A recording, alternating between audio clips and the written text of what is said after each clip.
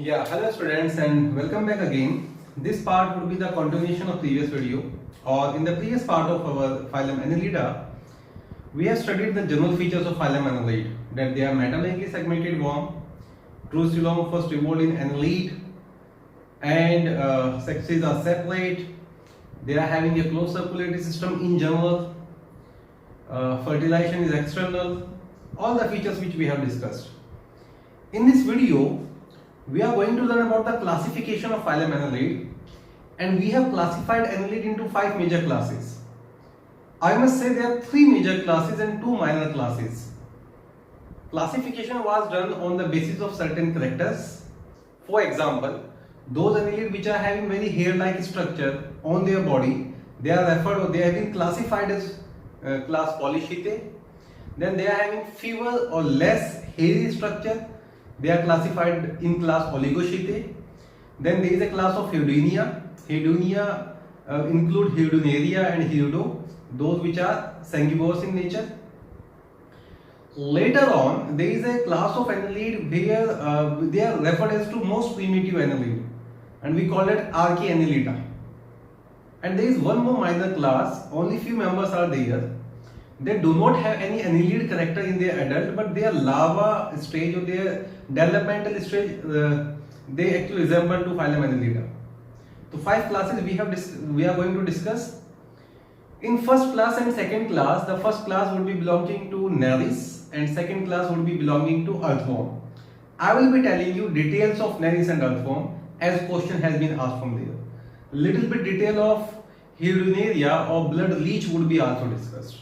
So let us start our lecture. First, let me mention the name of topic here, that is classification of phylum Annelida. I had not rubbed that in from the previous lecture. The 5 major class, they would be class Poly. Poly refers to many and Chaetae refers to hair. So Polychaeta, animal with many hairs. Second class would be Oligochaetae. Oligochaetae would be animal with fewer or lesser hair-like structure. Oligo stands for few. This would be the class of Nereis. This would be the class of earthworm. Then third major class would be Hyoidinia. That would be the class of sanguivorous Annelid or blood leech. Rest 2 classes, one is Archaeannelida, and second is Echinoidea. So total 5 classes would be there: Polychaetae, Oligochaetae, Hyoidinia, Archaeannelida, and Echinoidea. The first question which has been asked about the name of classes, and I guess from here you would be easily remembering. Easy way to remember, जब discuss करेंगे detail में तो we will be learning that easily. Poly refers to many and Chaetae refers to hair-like structure. So those Annelid which are having many hair-like structure, and those hair-like structure would be Parapodia and Chaetae actually. They are Polychaetae. Those which are having fewer hair-like structure, they are Oligochaetae. This is the class of blood leech, Hyoidonaria, that's why the name Hyoidinia. That is the most ancient Annelid, and their developmental structure, or let's call it larval structure, they actually resemble to phylum Annelida. They actually resemble to member of phylum Annelida. That's why they have been classified in phylum Annelida. So starting from the first class, that is class Polychaetae.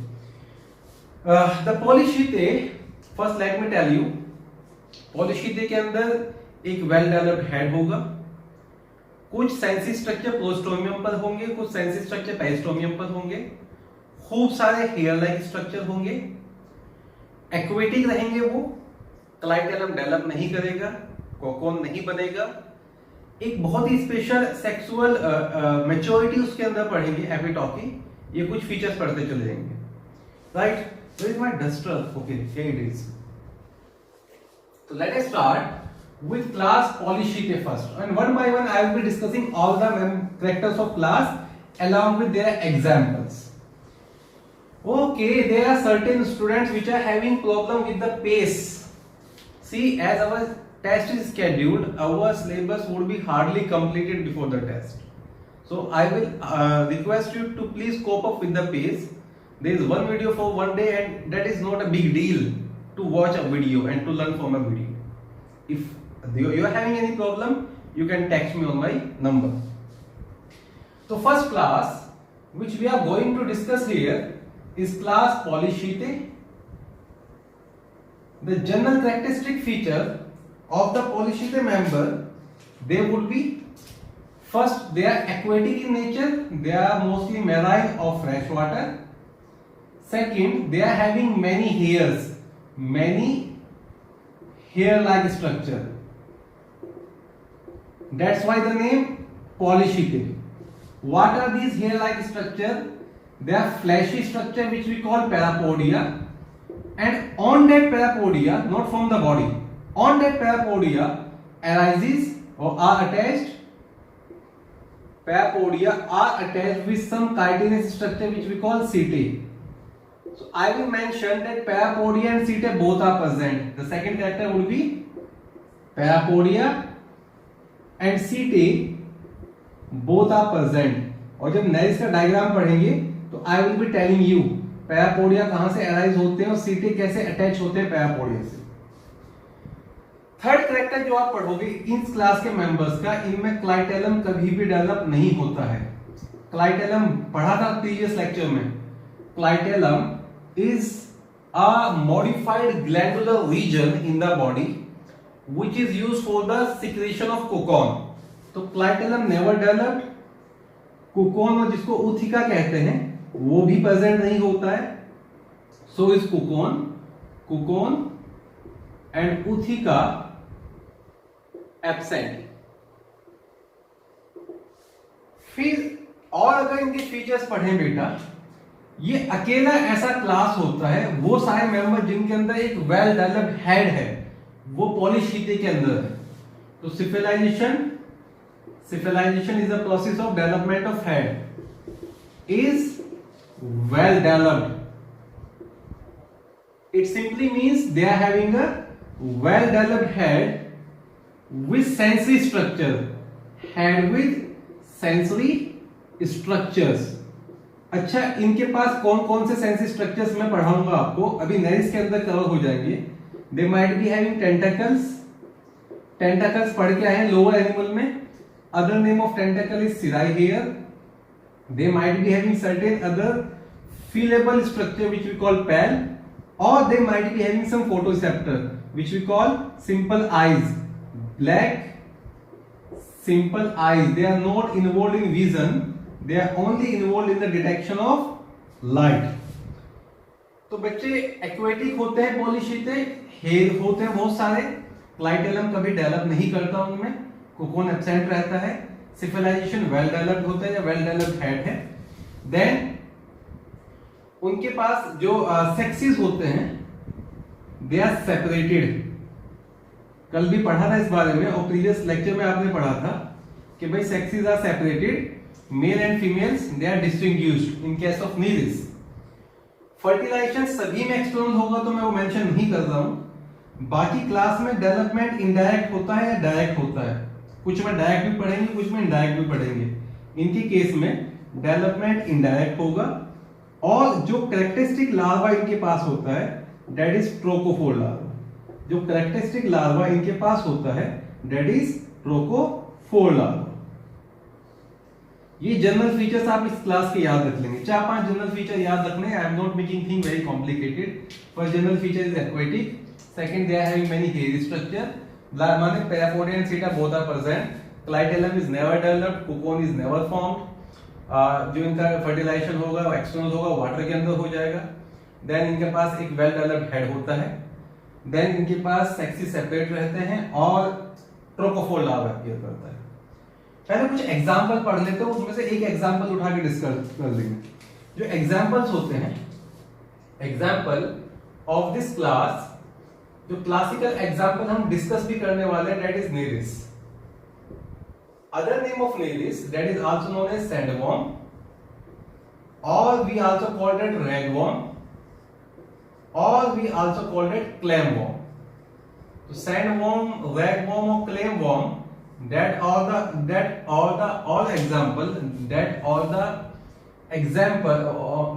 the common names of needles. Sometimes you used to speak the same word whenever there is certain miscommunication between those nerves which has been controlling your tongue and vibration of vocal cord. It happens. You will be learning in higher classes. All right. Next example which you are going to learn or which you are going to remember here, very important, it has been asked in exam, is Aphrodite. Aphrodite is the other name of sea mouse. Aphrodite is the other name of sea mouse. आप please याद रखेंगे, जो sea mouse होता है, marine होता है, mouse like structure है, वो एनिलिडा में क्लासिफाइड है, वो पॉलीशीते होता है. फिर कुछ एनिलिड के कल नाम बताए थे जो रेस्पिरेशन बाय गिल्स कर रहे हैं. Terebella was there and Serpula was there, Amphitrite was there, remember, Arenicola was there, वो सारे पॉलीशीते ही होते हैं. Next example is Arenicola. Arenicola के लिए जो कॉमन नेम यूज करते हैं वो होते हैं लगवॉर्म, बिकॉज वो स्लोली मूव करता रहता है. जो स्लोली मूविंग एनिमल होते हैं उन्हें लगिश एनिमल कहते हैं, that's why the name lugworm. Then एक और एग्जांपल आप याद रखेंगे, Amphitrite. Next example Terebella. Next example Serpula. somebody was asking कि सर क्या सारे एग्जांपल याद रखने? Answer is yes, you have to remember all the examples here, right? एक और एग्जांपल आपको याद रखना है जिसको बोलते हैं पीकॉक वॉर्म, जिसको बोलते हैं peacock worm. The name is Sabella. Sabella is commonly known as peacock worm. और इसका डिस्कशन कल किया था मैंने थोड़ा सा सर्कुलेटरी सिस्टम में. जो सबेला होता है उसके पास क्लोरोक्लोरीन ब्लड पिगमेंट होता है. It is having chlorocruorin as blood pigment, और जो थोड़ा सा ग्रीनिश ब्लड इनमें दिखता है वो सबेला का ही होता है. तो कुछ एग्जांपल याद रख लेने हैं पॉलीशीते के. मैं इसके साथ साथ Aphrodite, very very important, again I am repeating that is commonly known as sea mouse, Arenicola, Amphitrite, Terebella, Serpula, Sabella and chlorocruorin. और अगर मैं सिबेला, क्लोरोक्लोरीन इज अ पिगमेंट. और अगर जो बायोल्यूमिनेसेंट बताए थे आपको, याद है कल दो बायोल्यूमिनेसेंट एनिमल भी डिस्कस किए थे. One was Chaetopterus, second was polynoid. जो शिटोप्टेरस एंड पॉलिनॉइड है, there are also the example of शिटोप्टेरस,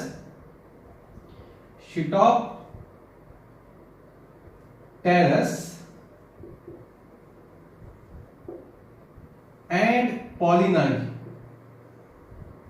They are also the example of polychaete. Pollinoid का कॉमन नेम था सैडलवॉर्म. जितने कॉमन नेम बता रहा हूं वो याद रखते जाए, जिनके नहीं मेंशन किया है इट मींस उनके ज्यादा कॉमन नेम वगैरह नहीं होते हैं, और इसको बोलते हैं पेडलवॉर्म. तो paddleworm and saddleworm both are the example of class पॉलीchaete.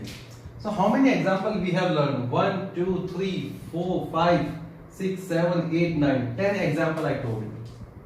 Is that clear? तो कई बार क्वेश्चन ऐसे डिजाइन हो जाएगा, क्या तो कॉमन नेम में मैचिंग होगा या फिर इसमें से ये मेंबर किस क्लास में बिलोंग करता है. इनके बारे में फिर से मैं रिपीट करता हूं, they both are bioluminescent. They are the one which emit light, right? Alright. अब इनमें से I am talking, I will be discussing about the Nereis here. इन सारे मेंबर्स में से हम नील्स को डिस्कस कर लेंगे. ऑलराइट. जो नील्स होता है वो मेनली ना बोरोइंग एनिमल होता है, और वो मैराइन वाटर में ज्यादा कॉमनली मिलता है. तो जितने भी शी सॉर्ब होते हैं उनके पास वो छोटे छोटे से डिग बना के उसमें रहना शुरू कर देता है, और उसके जो डिग होते हैं वो यू शेप डिग होते हैं. तो if I talk little bit about Nereis, इसका डायग्राम भी आपकी बुक में है, तो I am drawing it here. Cylindrical elongated body होगा। जो फर्स्ट सेगमेंट है उसके लिए क्या टर्म यूज करेंगे? Yes please, peristomium. उसके बाद जो बाकी सेगमेंट है वो कंटिन्यूअस होंगे, मेटामेरिकली सेगमेंटेड एनिमल है। इसके अंदर क्लाइटेलम डेवलप नहीं करता है, इसके अंदर क्लाइटेलम डेवलप नहीं करता है। जो लास्ट सेगमेंट होगा उसके लिए क्या वर्ड यूज किया था कल? Pygidium. Let's say last segment is pygidium. First segment is having this mouth here. अब माउथ के ऊपर एक मस्कुलर फ्लैप पढ़ाया था कल। The mouth is having a muscular flap and that muscular flap is known as prostomium. This muscular flap is prostomium here. इस muscular flap के अंदर, आई रिपीट, इस मस्कुलर फ्लैप के डोर्सल साइड पर, I repeat, इस muscular flap के dorsal side पर दो ब्लैक कलर की आईज होंगी जो फोटोरिसेप्टर है। Let's say these are the eyes. तो हम कह सकते हैं एक वेल डेवलप्ड हेड डेवलप हो गया। देन इसके पास टेंटेकल्स होंगे। टेंटेकल्स का जो नंबर होता है वो 2 पेयर होता है। टेंटेकल्स के ऊपर टच वाले रिसेप्टर होते हैं। टच वाले रिसेप्टर आर टैंगो रिसेप्टर, और टेंटेकल्स के ऊपर ही टेस्ट रिसेप्टर होते हैं। एग्जैक्टली जो टेस्ट रिसेप्टर ज्यादा होते हैं वो ना 2 और स्ट्रक्चर होती है इसके ऊपर, हेड के ऊपर और प्रोस्टोमियम के ऊपर। There is 2 more structure and these structure known as palp.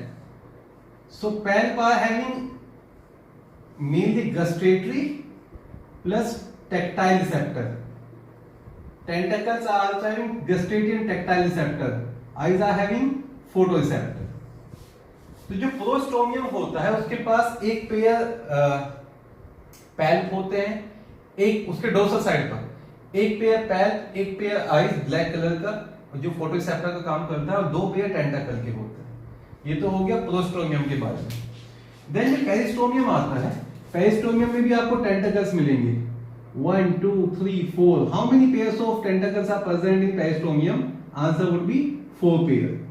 So anterior side पर 4 pair of tentacles are present in peristomium and 2 pairs of tentacles are present on prostomium, and even 1 pair of tentacle are present on pygidium. इनको ना anal टेंटाकल कहते हैं, और टेंटाकल का दूसरा नाम क्या बताया था अभी? Cirri. Let's call that anal cirri and that is the anus here. I repeat, well developed head है, माउथ इज सराउंडेड और covered by prostomium having 2 pair of tentacle, 1 pair of palp and 1 pair of eye. 4 pair of tentacle are present on peristomium and 1 pair of tentacle are present on anal cilia. Detail में जाके नहीं पढ़ना है, ये याद रख लो तो well and good है। अगर डिटेल क्वेश्चन आ गया तो इससे बाहर नहीं आएगा, राइट? ओके। देन पहले और आखिरी सेगमेंट के अलावा, पहले और आखिरी सेगमेंट के अलावा हर सेगमेंट से अराइज होते हैं from the first and last segment. From every segment arises muscular hair-like structure, 1 pair, एक इस साइड और एक side, and that muscular hair-like structure are known as, yes please, parapodia. From except first and last segment, from every segment arises parapodia here. और parapodia कहाँ में help करेंगे? You have learned that parapodia are the one which help in locomotion, that is swimming, as well as parapodia also help in respiration. ठीक है, excretion वाला बस याद रखना है, अभी रेस्पिरेशन लोकोमोशन ही मेजॉरिटी याद रखो। तो फर्स्ट और लास्ट सेगमेंट के अलावा सब जगह पैरापोडिया होंगे। इन पैरापोडिया के साथ अटैच होते हैं काइटिन के स्ट्रक्चर। इन पैरापोडिया के साथ अटैच होते हैं chitinous structure, and this chitinous structure are known as setae. So why they are called setae? Directly body से अटैच नहीं है इनके अंदर, ये याद रख लेना। आगे आने वाले जो एनिमल पढ़ेंगे उसमें अगर पैरापोडिया नहीं है तो सीटे डायरेक्टली कहां अटैच हो जाएंगे? बॉडी के साथ। यहां पर सीटे पैरापोडिया से अटैच है, समथिंग इंपॉर्टेंट टू रिमेंबर। तो खूब सारे हेयर दिखते हैं, सीटे एंड पैरापोडिया प्रेजेंट। जो सीटे होते हैं वो कहां के बने हैं? काइटिन के। वो प्रोटेक्शन के साथ साथ लोकोमोशन दोनों में हेल्प करते हैं। और जो पैरापोडिया है वो मेनली मस्कुलर फ्लैश होते हैं and they help in locomotion. So cities are embedded in parapodia. ठीक है बेटा? So I told you about a well developed head. I told you about the hairy structure. Then जो Nereis होता है वो carnivorous in nature होता है, उसके पास एक लॉन्ग यहाँ से फॉर एग्जांपल अगर मैं ट्यूब को एक्सटेंड करूं, यहाँ पर ये फेरिंग्स और इंटेस्टाइन हो जाएगा, इसमें इवर्जन भी होता है तो वो आराम से चीजों को इनगल्फ कर लेता है। जब वो अपने डिग करके बोरों के अंदर रह रहा है तो वो फिल्टर फीडिंग भी करता है। जब डिग करके बोरों के अंदर रहेगा, let's say up to here is alimentary canal. What is the other term for alimentary canal? Gut. तो मेनली तो वो अपना with the help of these tentacles food को सर्च करके इनगल्फ कर लेगा, और जब वो बोरोस में रह रहा होगा तो वो फिल्टर फीडिंग भी करता है। फिल्टर फीडिंग का मतलब होता है कि जो भी वाटर के अंदर फूड है, कंप्लीट वाटर ना इनगल्फ करके जो फीडेबल मटेरियल है बस उसी को खा रहा है, ठीक है।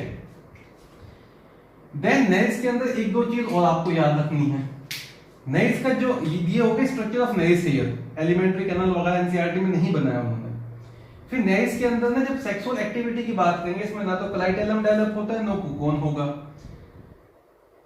लेट्स से इसका जो लार्वा होता है, the name of larva is trochophore larva. जो छोटा नेरिस होता है उसको क्या बोलते हैं? Trochophore larva. तो let's say this here is trochophore larva.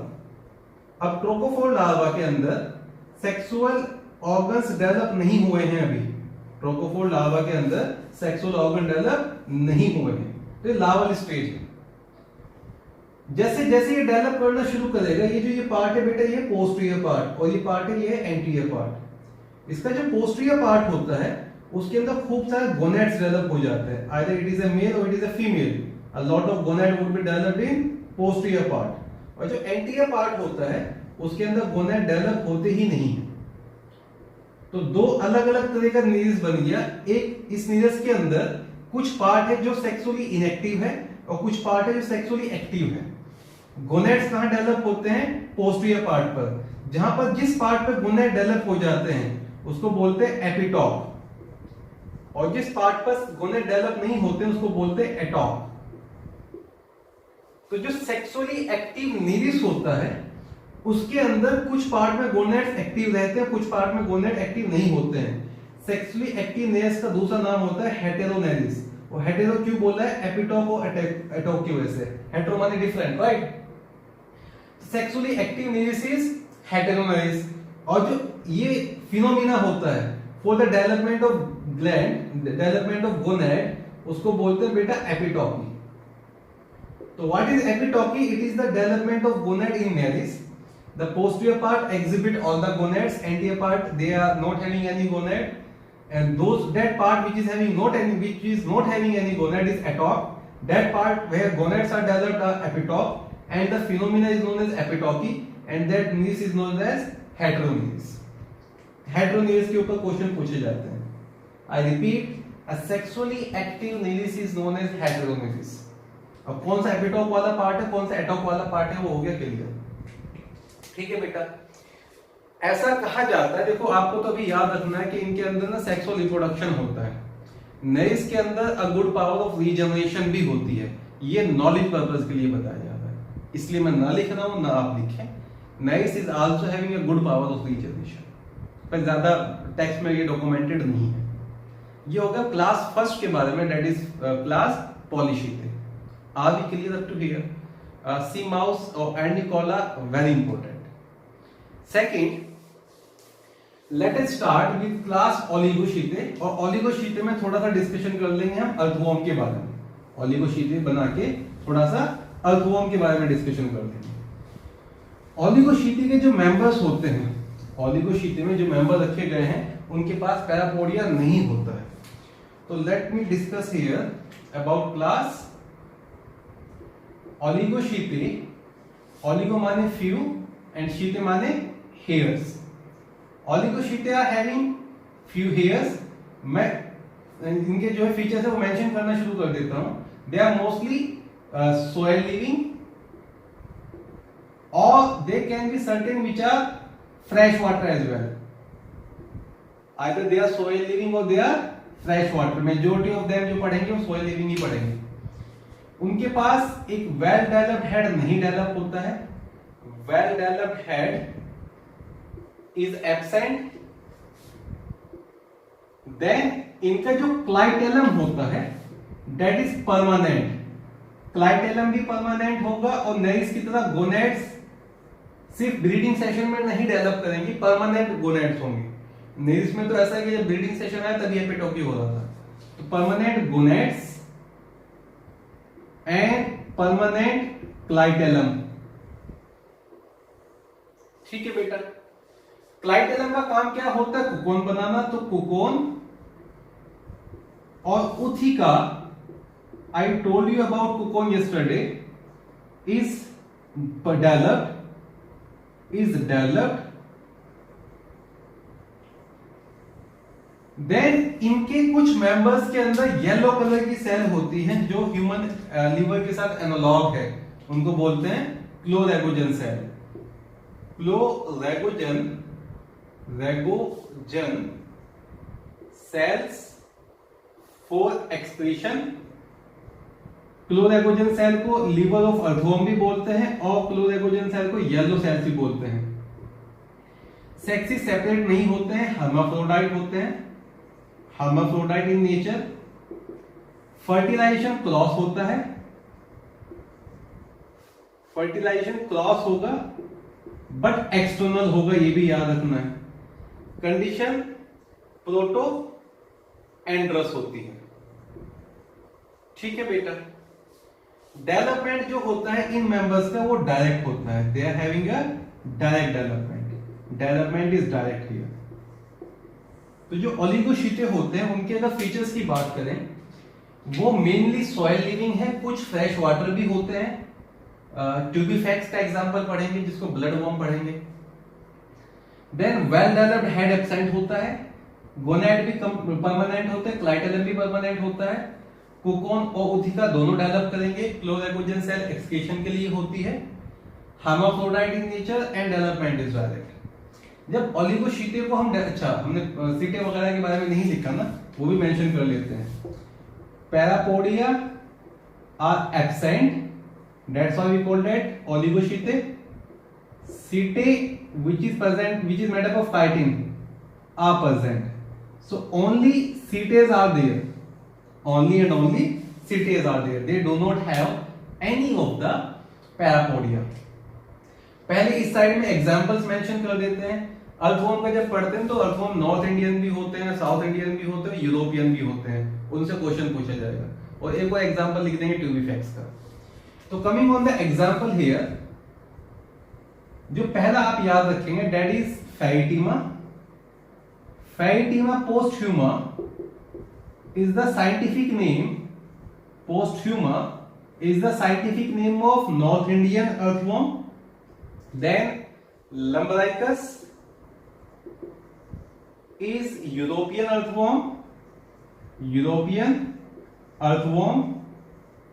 उसके बाद Megascolex and Drawida, they are commonly known as South Indian earthworm. They are commonly known as, depending upon their occurrence, कहाँ occur हो रहे हैं, ऐसा नहीं मेगास्कोलेक्स साउथ इंडियन इंग्लिश बोल रहा है, right? They are known as South Indian earthworm. Is that clear? एक और नॉर्थ इंडियन अर्थवर्म होता है, the name is Eutyphoeus. The name is यूटाइफियस।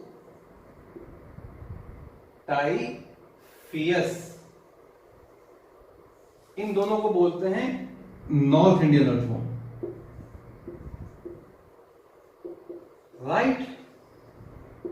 जब अर्थवर्म्स की बात करेंगे, they are north Indian earthworm, they are south Indian earthworm and they are European earthworm. Earthworm को भी हम डिटेल में पढ़ लेंगे। फिर एक मेंबर और पढ़ना है आपको इनके अंदर, दैट इज ट्यूबिफैक्स। और जो ट्यूबिफैक्स होता है वो ब्लड वर्म होता है, and Tubifex is well known for the detection of contamination in water. जो भी आपके आसपास पानी इकट्ठा हो गया उसके अंदर कंटामिनेशन है तो उसको डिटेक्ट करने के लिए अगर ट्यूबिफैक्स वहां पर है कि ट्यूबिफैक्स वेस्ट मटेरियल में फीड करता है तो वाटर कंटामिनेटेड है, ठीक है? तो next would be the last one, that is Tubifex. आपने पहले ब्लड फ्लू पढ़ा था, आज ब्लड वॉर्म पढ़ रहे हैं। तो इसके बारे में याद रखना, इसके अंदर जो है हीमोग्लोबिन होता है, हीमोग्लोबिन की वजह से ये रेड इन कलर दिखता है, ट्रांसपेरेंट बॉडी है, और ये एक इंडिकेटर ऑफ कंटामिनेटेड वाटर होता है, इंडिकेटर ऑफ कंटामिनेशन। तो जो भी आपका पानी इकट्ठा हो गया है घर के आसपास, अगर उसमें कंटामिनेशन है तो उस कंटामिनेटेड चीज पर ये ट्यूबिफैक्स क्रिएट कर रहा होगा। तो अगर ट्यूबिफैक्स ग्रो कर रहा है इसका मतलब कंटामिनेटेड वाटर। ठीक है बेटा, तो कुछ एग्जांपल्स हो गए ओलिगोशीते के। अब अर्थवॉर्म को थोड़ा डिटेल में पढ़ना है। जैसे देखो, अर्थवॉर्म अगर मैं बात करूं structure organisation in animal chapter में अर्थवॉर्म हम पढ़ेंगे, अर्थवॉर्म के सारे सिस्टम्स पढ़ेंगे। तो अभी हम जब एनिमल किंगडम पढ़ रहे हैं, अर्थवॉर्म को एग्जैक्टली हमें नहीं पढ़ना था, तो कई बार ना एनिलिडा के बिहाफ पर क्वेश्चन डाल देते हैं अर्थवॉर्म से। तो जो जो क्वेश्चन में पूछा जा रहा है वो मैं बता देता हूँ, या simply anatomical feature of earthworm में बता देता हूँ, anatomical features of earthworm. So let us learn about Pheretima posthuma here. Let us learn about Pheretima posthuma here which is north Indian earthworm. Pheretima posthuma, देखो earthworm का भी जो body होता है वो सिलेंड्रिकली होता है। Length of body is longer than, अच्छा इसको थोड़ा सा बड़ा करके बना देते हैं, आई मीन ब्रॉड करके बना देते हैं ताकि चीजें मैं आराम से दिखा पाऊं। Let's say this is earthworm here, और मैं अर्थवॉर्म को कुछ ऐसे करके बना देता हूं, as my board length is not that much. Earthworm के अंदर जो टोटल नंबर ऑफ सेगमेंट होते हैं वो 100 to 120 होते हैं। Total number of segments is 100 to 120 segment. पहले सेगमेंट का नाम यस प्लीज पेरिस्टोमियम, फिर segment number 2, 3, 4, 5, 6, it would go so on, right. उसके बाद एक एरिया आ जाएगा जहां पे सेगमेंटेशन नहीं है, वो कौन सा होता है? क्लाइटेलम। क्लाइटेलम अर्थवॉर्म में कहां होता है? Segment number 14 to 16। उसके बाद ये लेटर सेगमेंट्स हो गए। यहां पर टोटल नंबर ऑफ सेगमेंट कितना बताया अभी आपको मैंने? That is about 100 to 120। Is that clear? Right. The last segment is let's say pygidium, इसमें ये एनस बना दिया, इसमें ये माउथ बना दिया मैंने। अर्थवॉर्म के अंदर भी pygidium would be covered by muscular flap. What is the name of that muscular flap? Yes please call that prostomium. There is prostomium here. तो ये पेरिस्टोमियम हो गया। पेरिस्टोमियम और प्रोस्टोमियम पे बहुत क्वेश्चन मिलेंगे और आई बिलीव आप उसको गलत नहीं करेंगे, and that is prostomium here.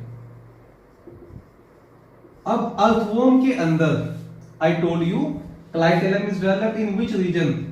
In segment number 14 two segment number 16। पहले इसके रिप्रोडक्शन वाली पार्ट को डिस्कस कर लेते हैं, ठीक है। जब इसके रिप्रोडक्शन नहीं शुरू करते हैं सीटे से।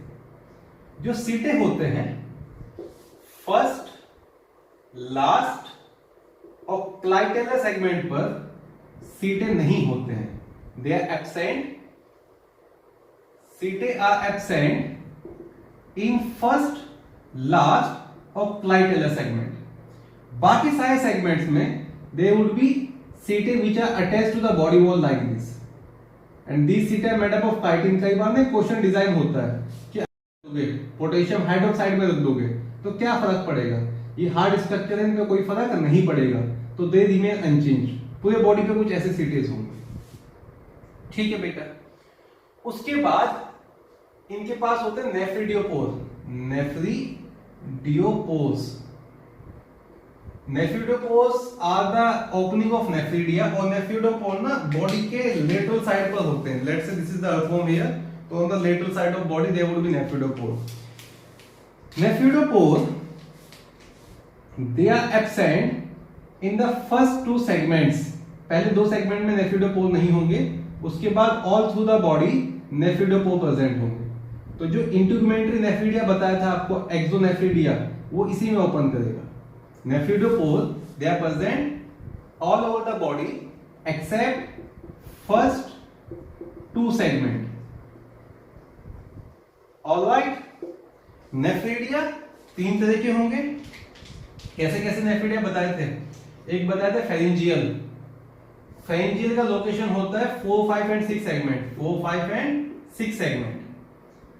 सेप्टल, सेप्टल होता है आपके पास सेगमेंट नंबर 15 के बाद जितने भी नेफिडिया होंगे वो सारे सेप्टल नेफिडिया है। ये सेप्टल नेफिडिया अपीयर करते हैं सेगमेंट नंबर 15 ऑनवर्ड। तो 16 से लेके लास्ट तक सारे सेगमेंट कैसे होंगे, सेप्टल नेफिडिया। और जो सबसे ज्यादा होते हैं वो होते हैं इंटेगुमेंट्री, इंटेगुमेंट्री जो एक्टोनेफ्रिक बताए थे, ये दोनों कैसे हैं, एंटेरोनेफ्रिक। ये फर्स्ट टू सेगमेंट के अलावा, फर्स्ट टू सेगमेंट के अलावा पूरे बॉडी के ऊपर होते हैं, एक्सेप्ट फर्स्ट टू सेगमेंट पूरे बॉडी पर होते हैं इंटेगुमेंट्री। क्लाइटेलम में आके सबसे ज्यादा हो जाते हैं। तो जब कभी क्वेश्चन पूछा जाता है फॉरेस्ट ऑफ नेफिडिया किसको कहते हैं, किस एरिया में सबसे ज्यादा नेफिडिया मिलेंगे, तो क्लाइटेलम आंसर आता है। तो पहले दो सेगमेंट के अलावा सारे में होंगे इंटेगुमेंट्री, 4, 5, 6 पर होंगे फेरेंजियल और सेप्टल होंगे 15 ऑनवर्ड। नेफिडोपोर फर्स्ट टू सेगमेंट में नहीं होगा, बाकी सब में नेफिडोपोर प्रेजेंट होगा। तो ये जो ये है ये तो बॉडी के अंदर पोल करते हैं और जो ये है ये बॉडी के बाहर पोल करते हैं। Is that clear? Then chloragogen cell होती है। क्लोरेकोजन सेल कहां होती है ये भी बता देता हूं। इनका जो सिलोमिक फ्लूइड होगा, जो सिलोमिक फ्लूइड होगा उसके अंदर अलग अलग तरह की सेल्स होती हैं। फॉर एग्जांपल उसके अंदर होती है ल्यूकोसाइट। ल्यूकोसाइट कल कैसे बताई थी, they are amoeboid in nature. उसके अंदर होती है क्लोरेकोजन सेल। ये कैसी होती हैं, chloragogen cell, yellow colour, excreting function. उसके अंदर कुछ म्यूकस सिक्रेटिंग सेल भी होती है जिसको म्यूकस सेल कहते हैं। ठीक है बेटा, सिलोम। अच्छा एक और चीज, अर्थवॉर्म में फर्स्ट 4 सेगमेंट में, फर्स्ट टू 4 सेगमेंट सेप्टा नहीं होते हैं, septa are absent. Previous lecture में थोड़ा डिस्कशन हुआ था इसका, मुझे याद आ रहा है। तो पहले जो 4 सेगमेंट होंगे वो कंटिन्यूअस होंगे अंदर की तरफ, 5 सेगमेंट से सेप्टा आना शुरू होगा। ठीक है बेटा। देन डोर्सल साइड पर पोर्स मिलते हैं। On the dorsal side there pores है जिनको बोलते हैं डोर्सल पोर्स। और जो डोर्सल पोर्स होते हैं they start from segment 12 onwards. Segment 12 के बाद डोर्सल पोर्स होंगे अप टू लास्ट। और सेकंड लास्ट मेंशन करें तो यहां पर इंपॉर्टेंट है, अप टू सेकंड लास्ट। तो लास्ट वन में नहीं होते हैं। तो from segment 12 start dorsal pores. इससे थोड़ा सा म्यूकस सीक्रेट होता रहता है जो अर्थवॉर्म की बॉडी को मॉइस्ट रखता है, और लास्ट सेगमेंट में नहीं होते हैं, तो अप टू सेकंड लास्ट। तो what I told you on a quick revision, earthworm के अंदर 100 to 120 सेगमेंट होंगे। सीटा प्रेजेंट होते हैं all over the body except first, last and clitellum. सीटा काइटिन के बने हैं, ये लोकोमोशन में भी हेल्प करते हैं और प्रोटेक्शन में। और सीटा डायरेक्टली अटैच होते हैं टू द बॉडी वॉल। नेफिडोपोर होते हैं पूरे बॉडी पे एक्सेप्ट फर्स्ट टू सेगमेंट।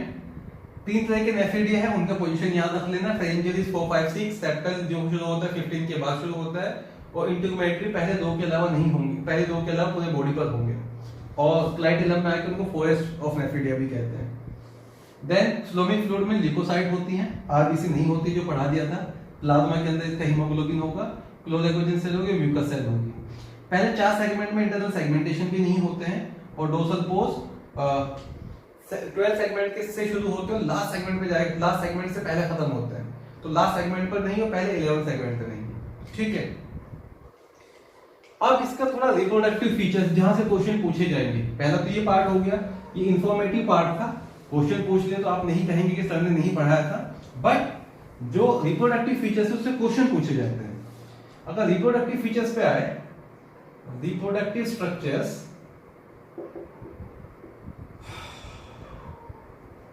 इनका जो मेल जेनिटल पोल होता है, देखो रिप्रोडक्टिव स्ट्रक्चर प्रेजेंट होते हैं वेंट्रल साइड पर। मेल जेनिटल पोल, मेल जेनिटल पोल पेयर्ड होता है, 2 मेल जेनिटल पोल होंगे और 18 सेगमेंट पर होंगे। लेट्स से ये 16 है, 17 और 18, तो 18 सेगमेंट पे दो ये कौन सा हो गया वेंट्रल साइड पर, ये लेट्रोवेंट्रली। भाई ये तो मिड पार्ट है और ये लेटरल पार्ट है, तो लेट्रोवेंट्रली क्या होता है, मेल जेनिटल पोल। देन सेगमेंट नंबर 17 और सेगमेंट नंबर 19, सेगमेंट नंबर 17 और सेगमेंट नंबर 19 पर होते हैं जेनिटल पेपिला, जो हेल्प करते हैं 2 अलग अलग वोम के अटैचमेंट में ड्यूरिंग कॉपुलेशन, जब सेक्सुअल इंटरकोर्स होता है तो ये जेनाइटल पेपिला हेल्प करते हैं अटैचमेंट में। Genital papilla the position is 17 and 19। तो सेकंड जो स्ट्रक्चर पढ़ेंगे यहाँ पर that would be genital papilla. Genital papilla is present around structure 17 and 19 segment. फिर हर्माफ्रोडाइट है तो इसके अंदर फीमेल रिप्रोडक्टिव सिस्टम भी होता है। जो फीमेल रिप्रोडक्टिव पोल है वो इन द सेंटर होता है 14 सेगमेंट के। In the centre of 14 segment this present female genital pore. तो female genital pore is present mid ventrally, ये कैसे है लेट्रोवेंट्रली इन सेगमेंट नंबर 14। तो मेल जेनाइटल पोल क्लियर हुआ, फीमेल जेनाइटल पोल क्लियर हुआ। फिर most important, please attention here, this segment number 1, segment number 2, 3, 4, 5, 6, 7, 8, 9, ये 9 segment तक इंपॉर्टेंट है। इनके पास होते हैं बेटा स्पर्माथिकल एपरेचर। स्पर्माथिकल एपरेचर वो होते हैं जो स्पर्म को रिसीव करते हैं, स्टोर करते हैं। स्पर्माथिकल एपरेचर वो होते हैं जो स्पर्म को रिसीव करते हैं और स्पर्माथिका में जाके अंदर स्टोर करेंगे। थीका माने अ sac like structure here which is responsible for the storage of sperm, we call it spermatheca here। स्पर्माथिका कितने होते हैं? पहला स्पर्माथिकल एपरेचर होता है सेगमेंट नंबर 5 और 6 के बीच में। दो पेयर, टोटल 4 पेयर्स होंगे, टोटल 4 पेयर्स होंगे। First 5, 6, second 6, 7, third 7 to 8 and fourth 8 to 9। तो स्पर्माथिकल एपरेचर 5 to 6 से शुरू होकर 8 to 9 सेगमेंट तक होते हैं। इनका काम होता है they receives sperm during copulation.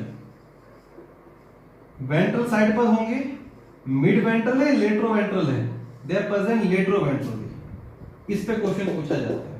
तो पहला एपरेचर होता है 5 to 6, लेट्स से ये 5 to 6 है, यहां पर एपरेचर हो गए।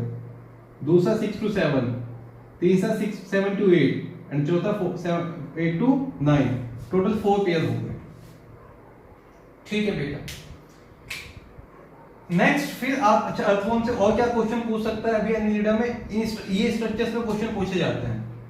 नेक्स्ट आप ये याद रख लेना, अर्थवॉर्म प्रोटोएंड्रस होता है, फर्टिलाइजेशन एक्सटर्नल होता है। फर्टिलाइजेशन कहां होता है? कोकोन में। और डेवलपमेंट कैसा होता है? डायरेक्ट। तो साइट ऑफ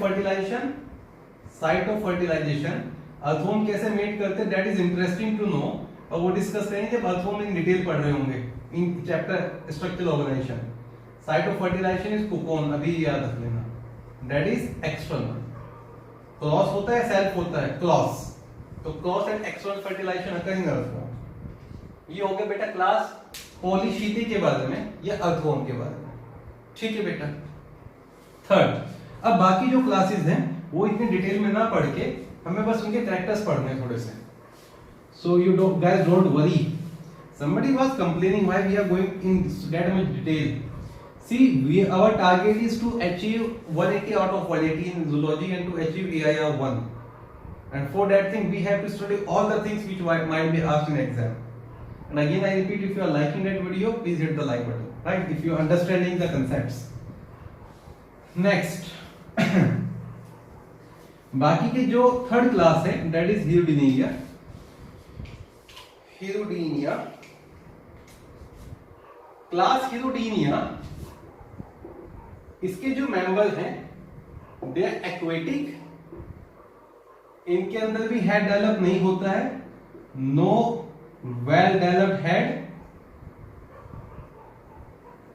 इनके अंदर ना तो पैरापोडिया होते हैं ना सीटे होते हैं, नो पैरापोडिया और सीटे। इनके अंदर परमानेंट क्लाइटेलम नहीं होता, भले गोनेड्स परमानेंट हो, पर clitellum is temporary. Clitellum is temporary and gonads are permanent. Clitellum, temporary clitellum develop होता है during breeding session, during breeding session. ठीक है बेटा। फिर आप याद रखेंगे इनके पास वो तो चलो आप स्ट्रक्चर में ही पढ़ लोगे, दो शक्ल होते हैं।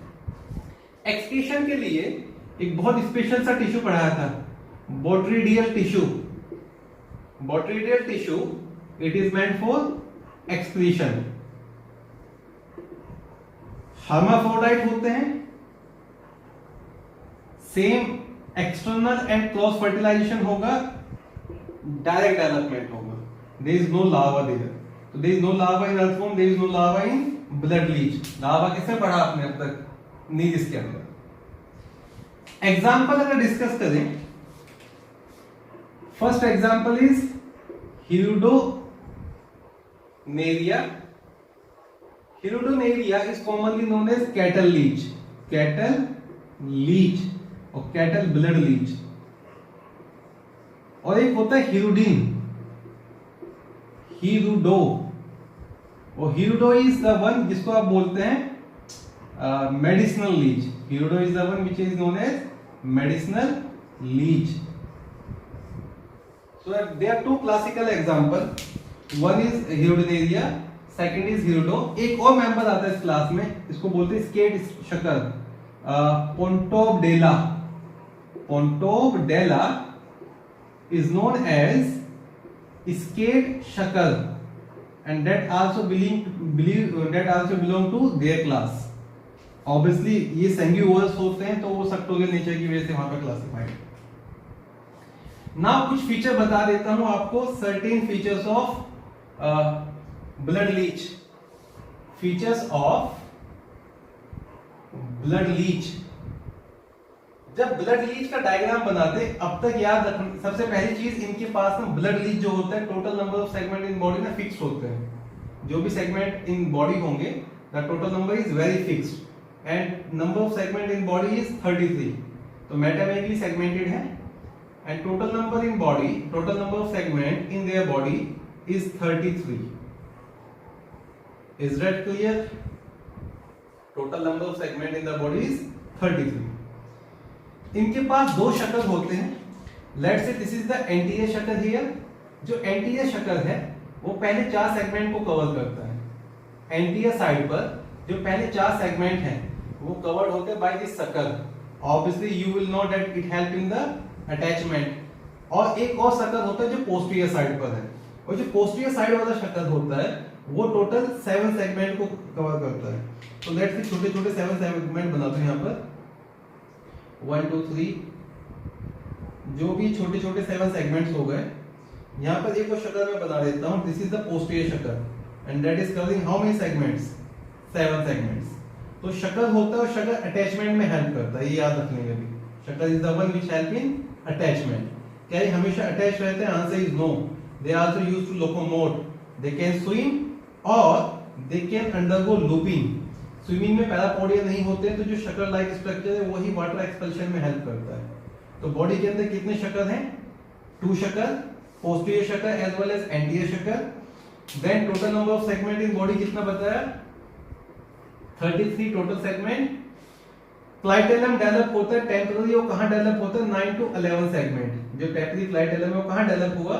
9 to 11 सेगमेंट। कब डेवलप होता है? Only during breeding session. ठीक है बेटा, एंटीरियर शक्ल एंड पोस्टीरियर शक्ल। I repeat, they can locomote by, they are generally sessile, they are generally attached to host, that's why they are called as ectoparasite, but they can swim or they can make loops. Right, फिर उनका जो mainly diet होता है वो ना feeding on animal blood होता है। वो ऐसा कहते हैं वो एक बार फीड होके कई महीनों तक उन्हें खाने की जरूरत नहीं पड़ती। they can feed blood and that blood is sufficient even for a year. Blood क्यों क्लॉट नहीं होता है? उनके अंदर एक एंटीकोगुलेंट होता है जिसका नाम होता है हिरुडिन। तो उनका जो स्लाइवा है उसके अंदर एक बहुत ही क्लासिकल एंटीकोगुलेंट प्रेजेंट होता है जिसको बोलते हैं हिरुडिन। पुराने जमाने में हिरुडिन का हम यूज करते थे, ब्लड लीच का यूज करते थे। फॉर एग्जांपल किसी को पस हो गया है, ब्लड क्लॉट हो रखा है यहाँ पर, उसको ट्रीट करने के लिए आप ब्लड लीच यूज कर लेते थे। हिमोराइड्स या पाइल्स को ट्रीट करने के लिए ब्लड लीच यूज कर लेते थे, जो ठीक नहीं है। बहुत सारे एनिमल्स हैं जो ब्लड लीच के ऊपर भी फीड करते हैं। ठीक है बेटा, नेक्स्ट तो ये होगा क्लास 3rd क्लास के बारे में, डेट इज हिरुडिनिया। जो अगली क्लास आप पढ़ेंगे that is class archiannelida. Archiannelida में ज्यादा कुछ नहीं पढ़ना है, उसमें ना दो करेक्टर याद रखने हैं, दो एग्जाम्पल याद रखने हैं। ऐसे ही जो इकाई आइडिया पढ़ेंगे उसमें एक करेक्टर और दो एग्जाम्पल। तो I am making things easy for you और difficult things has completed. Class Archiannelida, class Archiannelida, ये प्रिमिटिव एनिलिड्स होते हैं। देखो ये जो मेंबर्स हैं आर्की एनिलिडा के, उनके अंदर नहीं होता है आपके axon segmentation. So they do not have axon segmentation, only and only internal segmentation are there. Sir जब ओनली इंटरनल सेगमेंटेशन है, एक्सटर्नल सेगमेंटेशन ही नहीं है, तो इनको क्यों रख दिया हम लोगों ने एनिलिडा में? रीजन बीइंग इनका जो लार्वा होता है वो एग्जैक्टली ट्रोकोफोर लार्वा के जैसा होता है। इनका जो लार्वा है that is exactly like that of trochophore larva. कल बताया भी था मैंने शायद आपको लोवेंस लार्वा के बारे में। तो Loven's larva is identical to trochophore larva, that's why these members are classified in phylum Annelida. तो दो एग्जांपल पढ़ लेंगे यहां पर। जो पॉलीगॉडियस होता है that is Polygordius, that is the one जिसका लार्वा होता है लोवेंस लार्वा। तो Loven's larva which is exactly identical to that of trochophore larva is the larva of Polygordius. और एक और मेंबर होता है इसका जो आप अभी याद रख लें, अदर मेंबर इज डायनोफिलस। तो Polygordius and Dinophilus, these both are the example of Archaea Annelida. And the last class of phylum Annelida is Echinoidea.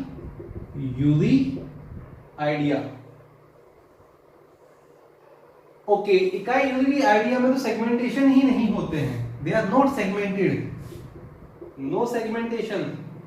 Sir unsegmented animal को मेटामेगली सेगमेंटेड फाइलम में क्यों रखा है? Again the reason is same, इनका जो initial developmental stage होती है वो मेटामेगली सेगमेंटेड होती है और बाद में डेवलपमेंट के दौरान सेगमेंटेशन खत्म हो जाते हैं।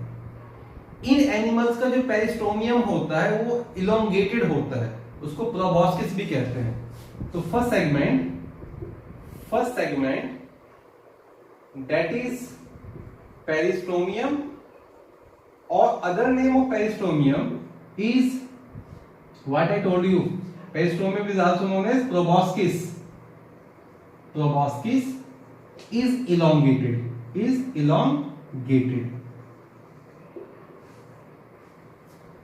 तो आप ऐसे याद रखेंगे, बॉडी ना एक्चुअली इनका स्पून के जैसा बॉडी हो जाता है, ठीक है। एक मेंबर बताऊंगा तो वो कुछ ऐसा दिखेगा।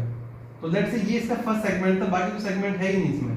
तो ये वाला पार्ट है थोड़ा इलोंगेटेड है, ये वाला पार्ट थोड़ा सा इलोंगेटेड है, सो इसी को प्रोबॉस्किस या फिर आपका पेरिस्टोमियम कह देते हैं। वे सेगमेंटेशन वगैरह नहीं होते हैं।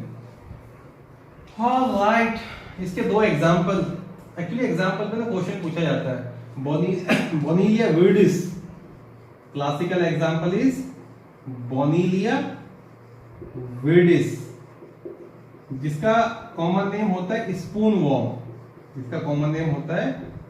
वॉर्म, इसके ऊपर क्वेश्चन पूछा जाता है। कुछ लोगों ने तो बोनीलिया को क्लासिफाई कर दिया था हिरोडेनिया में, in order to ignore these classes. तो अभी आप याद रखिए Bonellia viridis belong to class इकाइयोडिया। जो बोनीलिया विर्डिस है दो चीजों के लिए बहुत इंपॉर्टेंट होता है। इसका जो सेक्सुअल डिटरमिनेशन होता है, वो सराउंडिंग इन्वायरमेंट के ऊपर डिपेंड करता है, जीन्स के ऊपर डिपेंड नहीं करता। जनरली हमारे अंदर सेक्सुअल डिटरमिनेशन किसके ऊपर डिपेंड करेगा कि आज आई एम हैविंग XX तो बेबी गर्ल और XY baby boy. Genetic sexual determination या क्रोमोसोमल सेक्सुअल डिटरमिनेशन नहीं होता है बोनीलिया में, इन्वायरमेंटल सेक्सुअल डिटरमिनेशन होता है। पहले तो याद रखो, बोनीलिया के अंदर जो मेल होता है वो रहता है, leaves in uterus of female, और मेल लीव्स इनसाइड फीमेल, भी याद रखना। फीमेल डोमिनेंट होती है इनके अंदर। अब दो केस होते हैं, अगर डेवलपिंग एग सी सरफेस के ऊपर प्लेस कर दिया तो फीमेल बन जाता है। अगर डेवलपिंग एग सी सरफेस के ऊपर प्लेस कर दिया तो वो फीमेल बन जाता है। और अगर डेवलपिंग एग एग्जिस्टिंग मदर के प्रोबॉस्किस के ऊपर प्लेस कर गया तो वो मेल बन जाता है। मैं depending upon the nutrients male और फीमेल वाले कैरेक्टर्स और मेल और फीमेल वाले गोनेड आते हैं। तो सवाल पूछा जाता है which of the animal is well known for environmental sexual determination, which of the animal is well known for environmental sexual determination. Answer would be Bonellia viridis, answer would be Bonellia viridis. ये एक जो female होती है वो एक chemical बनाती है जिसको बोलते हैं बोनिलिन, और आजकल बहुत सारे एंटीबायोटिक्स में इसको यूज करने का रिसर्च में काम चल रहा है। जो बोनिलिन होता है वो माइक्रोबायोसाइड होता है, इट इज माइक्रोबायोसाइड। तो दो चीज याद रख लेना, it is having microbiocidal property, skin of Bonellia is having microbiocidal property and it shows environmental sexual determination. ठीक है बेटा, ऑलराइट। और अच्छा एक और एग्जांपल है इसका, इकाईयूरिस। इकाईयूरिस की वजह से इसको दिया है नाम Echiuroidea. Echiurus is the other example of class Echiuroidea. तो ये हो गए बेटा सारे के सारे क्लासिफिकेशन ऑफ एनालिडा। एक general revision of the lecture. 5 major classes होती हैं। पहली क्लास निग्रस की है, सेकंड क्लास ओलिगोशीते अर्थवर्म का, थर्ड क्लास ह्यूडेनियरिया ब्लड लीच का, फोर्थ क्लास आर्केनिलिडा जो पॉलीगॉर्डियस का है, उसमें इंटरनल सेगमेंटेशन होता है, और फिफ्थ क्लास में अनसेगमेंटेड एनिलिड भी रख दी क्योंकि उनके लार्वा वगैरह ट्रोकोफोर के जैसे दिखते हैं, उनको कोई स्पेशल नाम नहीं दिया, उसको इकाईयूरियाइडिया कहते हैं। तो this is all for Annelida. We have completed our phylum Annelida here. I request you to complete the video on time, then I will be posting a assignment। इस बार मैं आपको 2 असाइनमेंट भेजूंगा, एक एनिलिडा का होगा जिसमें एनिलिडा के question है, और एक असाइनमेंट होगा कंबाइंड प्लेटीहेल्मिन्थिस, एस्केहेल्मिन्थिस और एनिलिड। तो आप दोनों असाइनमेंट 1 by 1 सॉल्व करेंगे ताकि रिवीजन भी होता रहे। I hope all the things are clearly explained and they have been understood. If you are having any doubt, you can text me. Hit the like button if you like the lecture. Thank you. This is all for today. Please stay safe. इसके बाद next we are going to start phylum Arthropoda. Phylum Arthropoda would be having 3 to 4 lecture at least. Largest phylum है वो. Then we will be learning phylum Mollusca. Second largest phylum, उसमें भी थोड़ा detail हो जाएगा. Echinodermata. 3 major phylum बचे हैं, और एक छोटा सा लेक्चर होगा हेमिकोर्डेटा का, वो इतना बड़ा phylum नहीं है।